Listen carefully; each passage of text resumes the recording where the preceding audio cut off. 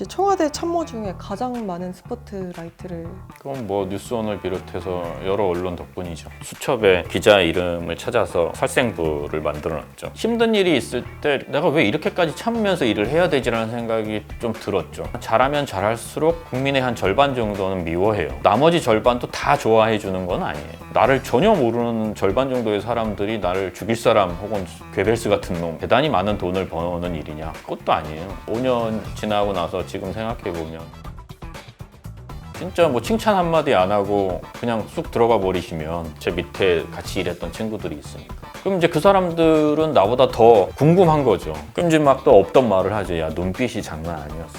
엄청 좋아하신 거나 마찬가지야. 숨소리가 정말 좋아하는 숨소리였어. 뭐 이런 되지도 않는 말을 하면서 위로를 하고 챙겨야 되니까. 그래서 여쭤봤다니까요. 퇴임하신 후에 왜 한 번도 칭찬 안 했냐 그랬더니 안 보는 데서 했다. 앞에서 한두 번 해주셔도 되는 거 아닌가? 결국은 사람들은 상당히 사소한 것들에 대한 기억들을 가지게 될 거라고 봐요. 결국 남는 것들은. 대통령이 그 돌아가신 애국지사 젖은 담요 바꿔주라고 한 게 뭐 중요한 일이겠어요. 그 당시에는. 흔한 미담 사례 하나일 뿐이었죠. 딱 3, 4년이 지나고 나니까 안녕하세요. 탁현민입니다. 반갑습니다.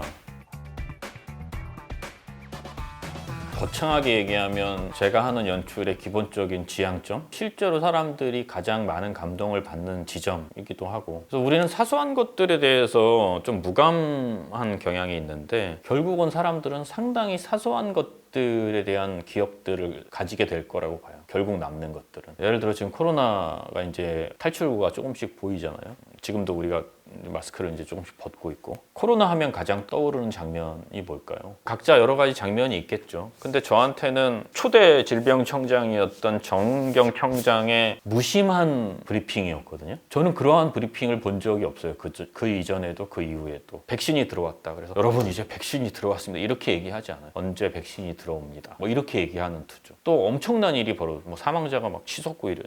큰일 났습니다. 사망자가 너무 많이 늘고 있습니다. 병상이 부족합니다. 국민 여러분 도와주십시오. 이렇게 얘기하지 않아요. 오늘 사망자는 몇 명이고 병상은 몇 개이고 이렇게 얘기하는. 늘 그 상태를 그대로 유지하는 정은경 청장의 브리핑 톤. 저는 그게 코로나 2년 혹은 3년의 대한민국에서 가장 기억나는 장면이거든요. 근데 저뿐만 아니라 많은 사람들이 동의해 줄 거라고 믿어요. 예를 들어 3.1절이다. 그러면 대통령이 일본에게 냈던 메시지가 더 중요했죠. 그 당시에는. 대통령이 그 돌아가신 애국지사 젖은 담요 바꿔주라고 한 게 뭐 중요한 일이겠어요. 그 당시에는. 이 담요 얘기는 잘 다뤄지지도 않아요. 그게 뭐 다뤄지겠어요. 그냥 흔한 미담 사례 하나 일 뿐이었죠. 딱 3, 4년이 지나고 나니까 저한테는 그 장면밖에 생각이 안 나는. 결국은 시간이 지나면 지날수록 우리가 사소하다고 생각했던 것들만이 결국 우리 옆에 남게 되기 마련이고, 그것들이 하나의 추억이 되고, 그 추억들이 그 시대에 겪고 있는 혹은 새롭게 다가오는 어떤 위기라든지 고통이라든지 혹은 고난이라든지 이런 것들을 이겨낼 수 있는 힘이 될 거라고 믿는다는 말씀을 드리고 싶은 거예요. 이제 청와대 참모 중에 가장 많은 스포트라이트를 받으셨습니다. 그건 뭐 뉴스원을 비롯해서 여러 언론 덕분이죠. 고맙다고 해야 될지 짜증난다고 해야 될지 그건 잘 모르겠지만 주로 좋은 일이 아니었어요. 제가 주목받았을 때는. 좋은 일은 아주 적고 되게 나쁜 일이거나 좀 주목하지 않았으면 하는 일로 주목받았죠. 안에서 있을 때는 무척 괴로웠죠. 수첩에 기자 이름을 찾아서 살생부를 만들어놨죠. 지금은 어디 갔는지 모르겠습니다만 어공이라고 하잖아요. 어쩌다가 공무원이 된 사람. 힘든 일이 있을 때 이렇게 내가 왜 이렇게까지 참으면서 일을 해야 되지라는 생각이 좀 들었죠. 막 대단한 사명감으로 일하는 게 아니었으니까 처음에는. 영원히 계속할 수 있는 일도 아니잖아요. 풀로 채워봐야 5년. 그리고 그 일을 해보면서 느낀 거지만 잘하면 잘할수록 국민의 한 절반 정도는 미워해요. 나머지 절반도 다 좋아해 주는 건 아니에요. 대중을 상대로 하는 직업을 갖고 있는 사람에게 그렇게 좋은 게 아니죠. 어쨌든 내가 문재인 정부에 몸을 담고 문재인 대통령을 좋아한다는 게 알려지면서 나를 전혀 모르는 절반 정도의 사람들이 나를 죽일 사람 혹은 괴벨스 같은 놈 이렇게 판단을 해버리니까 많은 사람들이 나를 괜히 미워하는 것 같고, 보상을 받을 수 있을 정도로 대단히 많은 돈을 버는 일이냐? 그것도 아니에요. 공무원은 호봉이라는 게 있잖아요. 저는 공무원 경험이 군대 3년 갔다 온 거 외에는 없기 때문에 제일 낮은 편에 속했어요. 그 직급에서. 어떤 선배가 저한테 해줬던 말인데 그분도 저와 같은 처지에 있는 분이었어요. 저한테 그 얘기를 해주더라고요. 이게 직업이라고 생각하면 사표 써라. 못 말린다. 누가 봐도 뭐 할 만큼 한 거고 네 미래를 봐서라도 별로 좋지 않다. 근데 소명이라고 생각하면 한번 다시 생각해봐라. 이 일이 너한테 주어졌고 아마 다시 또 한 번 주어지기 어려울 거고 뭐 저는 약간 그 말에 설득이 됐던 것 같아요. 5년 지나고 나서 지금 생각해보면 그 말이 맞았죠. 만약에 중간에 나왔다면 이 인터뷰가 있었을까요? 없었겠죠. 또 저도 뭔가 마무리 짓지 못했다는 그런 생각이 들었을 수도 있고 힘들었지만 끝까지 남아 있었던 게 저한테 나쁜 일은 아니었겠구나라는 생각이 들죠. 네. 문재인 대통령은 어떤 상사인가요? 한때는 제가 존경하는 어른, 뭐 선생님 같은 캐릭터였고 2012년 선거에서 졌을 때죠. 차라리 이분을 몰랐으면 아프지 않았을 텐데 잘못된 인연인가? 뭐 이런 생각을 했던 적도 있었고 그 다음에 2017년 선거 때는 이런 사람이 대통령이 됐으면 좋겠다라고 생각했던 분이기도 했고 그 다음에 이제 직장 상사였고 전 직장 상사가 되신 건데 처음에는 저한테 되게 잘해줬어요. 말 한마디도 따뜻하게 해주고 아 이분은 참 따뜻한 분이구나 이런 생각이 들었는데 가까워질수록 되게 냉정해지고 차가워지는 느낌을 많이 받았죠. 그 절정의 시기가 이제 청와대 5년의 시기였고 흥미로운 건 청와대 5년에서도 제가 중간에 사표 쓰고 2달 정도 나가 있었던 시기가 있었는데 그때 또 되게 잘해줬어요. 대통령과 공식적으로 오찬을 한 게 몇 번 안 되는데 제일 많이 밥을 먹었던 게 그때예요. 지금은 왜 그랬는지 이해가 가죠. 아마 그렇게 하는 것이 본인에게도 이롭고 상대방에게도 이롭다고 생각한 거죠. 원래 권력과 가까울수록 문제가 많이 되고 사고가 많이 일어나고 되게 외로운 자리였다고 생각해요. 외로우셨을 거라고 봐요. 저는 좀 느껴졌기 때문에 이해를 많이 하려고 노력했던 편이었고 그러면서도 이제 한 번씩 서운할 때가 좀 있었죠. 이제는 뭐 다시 또 원래 자리로 돌아가셔서 얼마 전에 또 뵀는데 친근하게 대해주는 모습을 보면서 아 이제 난 다시 좀 멀어졌구나 이런 생각이 들기도 하고 뭐 그랬네요. 네. 언제가 조금 섭섭하셨어요? 직장 다니시는 분은 다 똑같지만 엄청나게 노력하고 나름의 소기의 성과를 거뒀는데 진짜 뭐 칭찬 한마디 안 하고 그냥 쑥 들어가 버리시면 섭섭하죠. 저는 어쨌든 그 일종의 지휘관의 입장이었잖아요. 제 밑에 같이 일했던 친구들이 있으니까. 그럼 이제 그 사람들은 나보다 더 궁금한 거죠. 저걸 대통령이 어떻게 생각했는지 우리가 했던 일에 대해서 어떻게 평가하냐. 그럼 난 해줄 말이 없죠. 아무 표현을 안 하고 들어가 버리셨으니까. 그럼 이제 막 또 없던 말을 하죠. 야 눈빛이 장난 아니었어. 엄청 좋아하신 거나 마찬가지야. 숨소리가 정말 좋아하는 숨소리였어. 뭐 이런 되지도 않는 말을 하면서 위로를 하고 챙겨야 되니까 또 그럴 때 섭섭했죠. 네. 그럼 정말 한 번도 칭찬 한 번도 안 했어요. 그래서 여쭤봤다니까요. 퇴임하신 후에 왜 한 번도 칭찬 안 했냐 그랬더니 안 보는 데서 했다. 앞에서 한두 번 해주셔도 되는 거 아닌가 이런 생각이 들었었던 거죠. 근데 이제 이것도 뭐 결과론적인 얘기지만 안 해줬기 때문에 제가 5년을 그나마 버틸 수 있었을 거라고 생각해요. 그러니까 저는 제가 상당히 오만하고 좀 약간 불손한 성격이라고 생각하는데 뭐 많이 자제하려고 노력은 하지만 타고난 성품이 좀 있어서 그리고 잘한다 하면 끝없이 막 치고 올라가기 때문에 대통령이 그렇게 꾹 눌러줬기 때문에 여러 구설이 많았지만 그나마 끝까지 버틸 수 있었던 거 아닌가. 뭐 처음에는 두근두근했죠.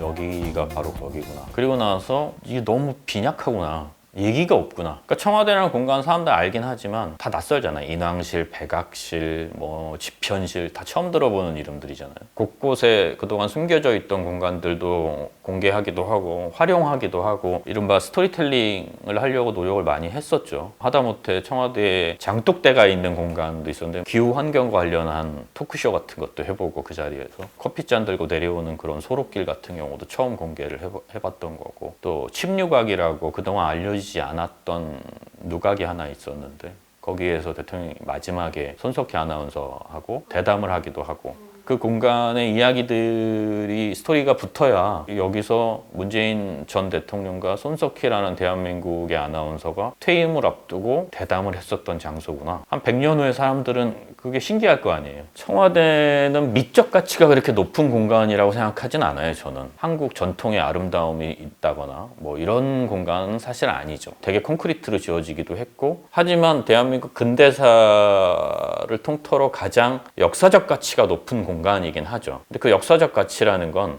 왜 생겼을까요? 왜 사람들이 청와대 한번 가보고 싶어 이런 생각을 했을까요?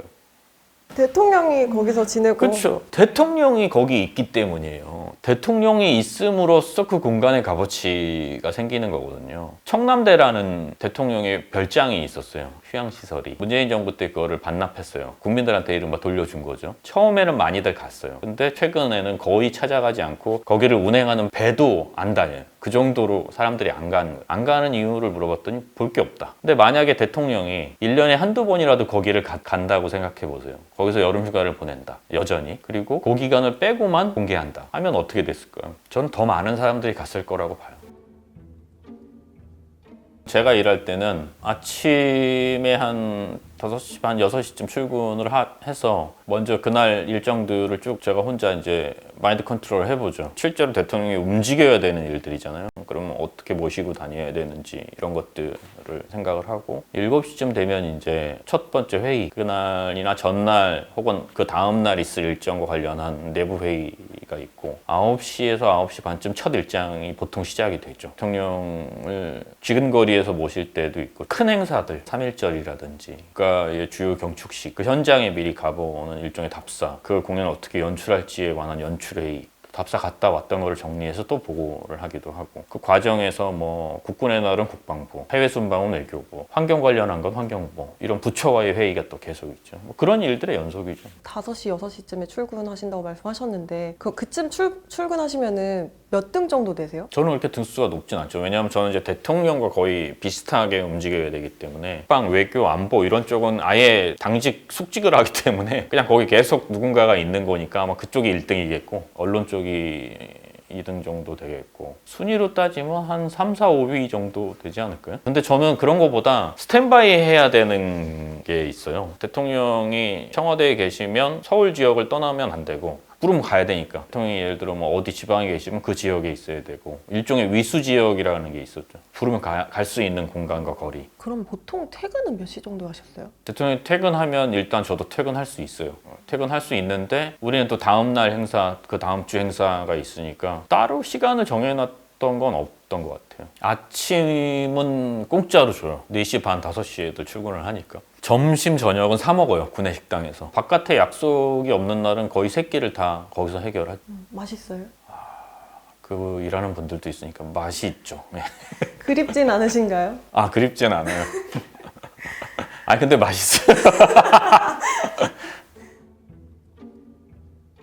대통령이 공식적으로 일반 국민과 만나는 아마 첫 번째 취임 이후에 첫 번째 행사였던 것으로 기억하고 많은 질문을 받기도 했고 많은 다짐을 하기도 했던 자리였는데 앞으로는 우리가 이렇게 나아가겠다라는 것을 말로는 하지 않았지만 그런 모습으로 보여줬죠. 걷기만 걷게 해줄게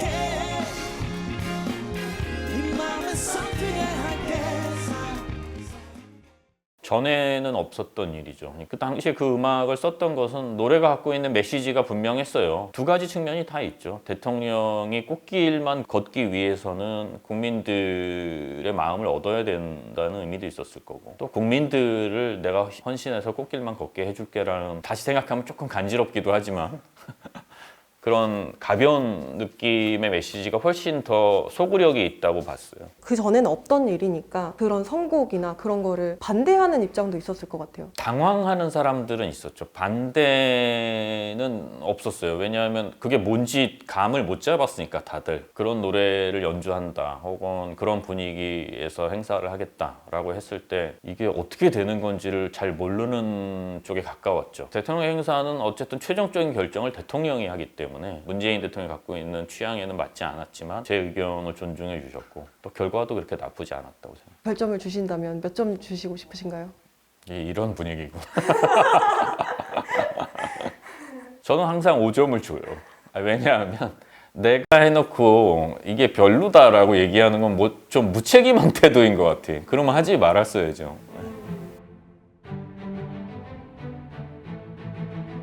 실제로 준비할 수 있는 시간이 많지가 않았던 게 제일 생각이 나요. 남북이 만나서 뭔가를 같이 도모한 게 10년도 넘은 세월이었거든요. 그러니까 경험한 사람이 거의 없는 거예요. 말 한마디, 그 다음에 표현 이런 거가 상당히 어색했죠. 뭐 그쪽에서 많이 쓰는 말로 일 없습니다. 문제 없다. 그렇게 할 수 있다. 이런 뜻인데 이롭다고 하니까 내가 힘들여 설명을 했는데 그런 건 중요하지 않다라는 인식을 하게 되니까 이제 그런 어떤 의사소통의 체계에서 오는 문제, 뭐 그다음에 뭐 단어들을 서로 다르게 쓰는 문제. 그런 문제들도 좀 있었고 국민들이 항상 이야기하는 장면이 이제 남북의 정상이 처음 만났을 때 판문점 분계선 양쪽에서 한번 건너왔다가 다시 건너갔다가 다시 돌아서 오는 저희도 생각하지 못했던 장면이었죠. 문재인 대통령이 군사 분계선을 넘어간 첫 번째 대통령으로 기록되는 역사적인 순간이었다고 보고 근데 되게 그래요. 항상 뭐를 되게 열심히 준비하는데 결국 사람들 인상에 남는 장면은 준비하지 않았던 곳에서 생겨요.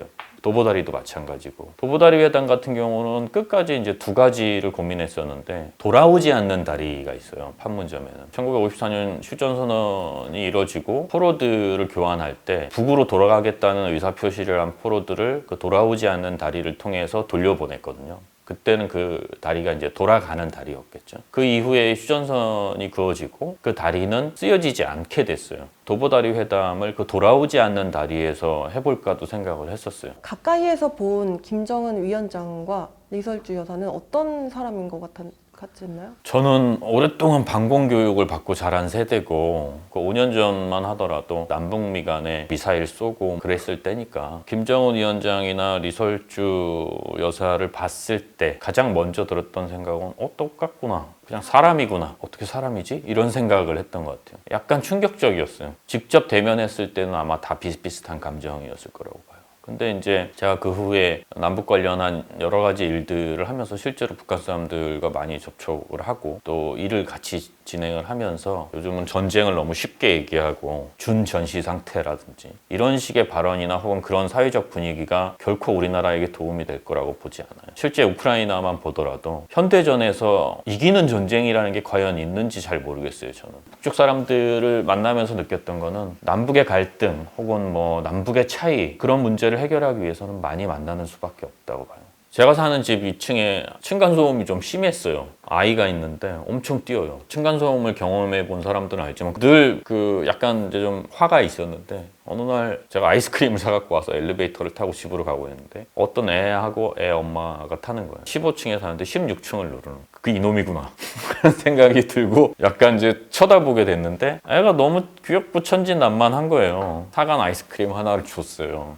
애가 받더라고요. 근데 신기하게 그 다음부터 더 뛰어요. 안 뛰는 게 아니라 더 뛰는데 기분이 덜 나빠요. 내가 아는 애가 뛴다고 생각하니까 그리고 걔 모습이 그려지니까 여전히 힘든데 덜 기분이 나쁜 거예요. 저는 그런 경험이 필요하다고 생각해요. 남북 문제에 있어서도.